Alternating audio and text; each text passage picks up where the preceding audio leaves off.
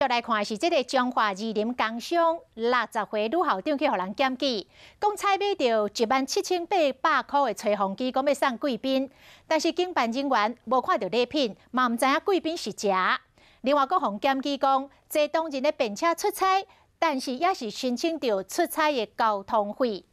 检察官甲约谈，伊真侪事项是交代袂清楚，就惊伊会来创口径，所以向法院申请收押禁见，最后裁定以20万来交保。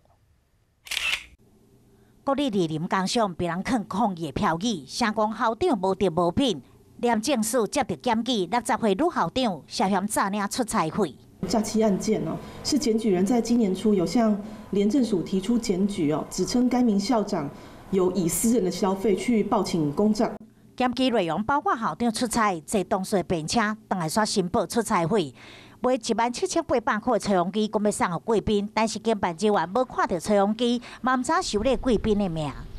深入的调查发现品项有不符合的情况那所以我们怀疑是用不实的假发票。 检方根据检举内容调查，但是校长交代袂清楚，甚至伫精神休息的时间传讯息给关系人，交代应该安怎回应，有串证的疑虑。